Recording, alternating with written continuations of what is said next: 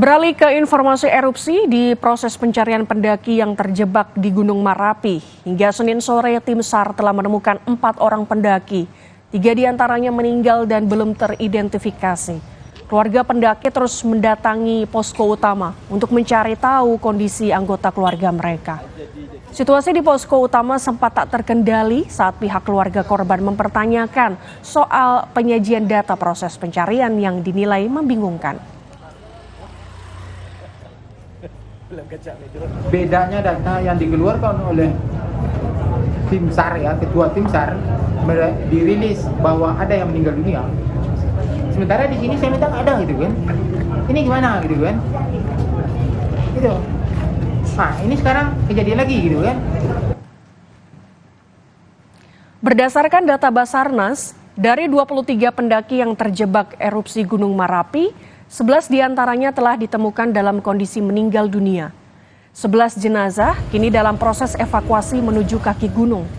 Sementara itu 12 pendaki lainnya masih dalam pencarian petugas.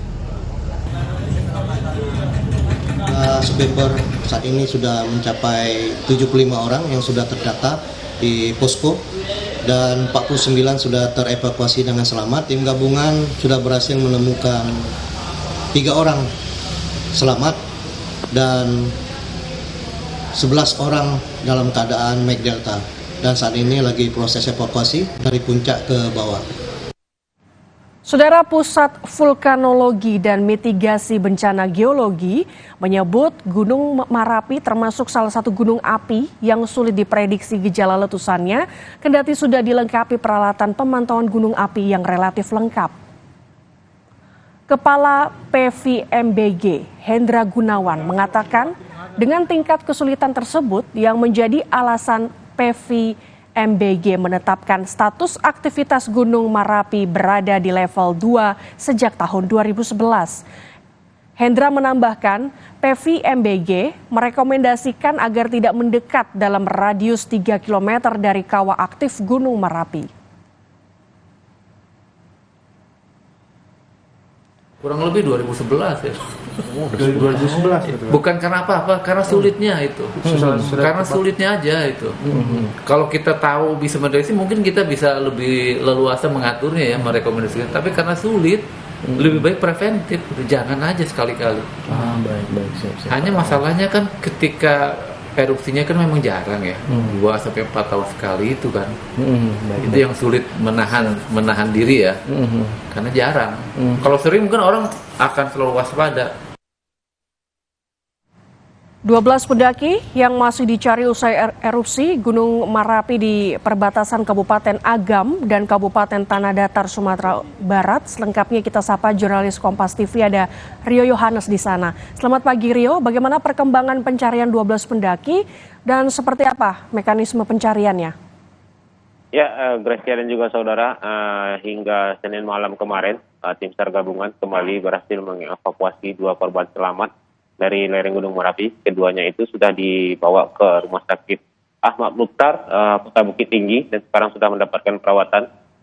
Dan untuk saat ini memang dari data Basarnas itu masih ada 8 lagi korban meninggal dunia yang masih belum bisa dievakuasi.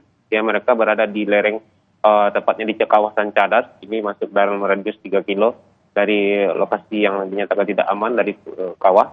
Dan pada pagi ini tim akan melakukan evakuasi secepatnya agar bisa membawa 8 jenazah ini turun ke bawah. Sementara untuk 12 lainnya masih dioptimalkan proses pencarian. Dalam proses pencarian ini tim juga diperbantukan oleh tim Trabas yang akan mengantarkan tim relawan menuju lokasi terdekat dan tercepat untuk membawa evakuasi korban-korban. Demikian. Baik Rio, ada 8 korban yang masih belum bisa dievakuasi, jadi total korban yang sudah berhasil dievakuasi ada berapa oleh petugas? Ya, berdasarkan data dari Basarnas, itu saat terjadi erupsi Gunung Merapi, ada 75 orang pendaki yang berada di puncak gunung. Ini 52 orang diantaranya sudah berhasil dievakuasi dalam kondisi selamat. Dan dari data Basarnas ini, sekarang untuk pagi ini sekitar ada 20 orang lagi pendaki yang ada di Gunung Merapi. Dari 20 orang ini, 8 diantaranya sudah ditetapkan meninggal dunia dan tinggal proses evakuasi untuk membawa ke kaki gunung. Sementara 12 lainnya masih dalam proses pencarian. Demikian, Gracia. Baik, jadi masih ada 20 orang lagi yang masih berada di sana dan akan dilakukan proses evakuasinya pada hari ini.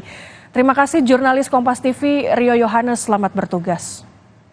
Saudara, informasi selanjutnya menurut rencana hari ini Dewan Pengawas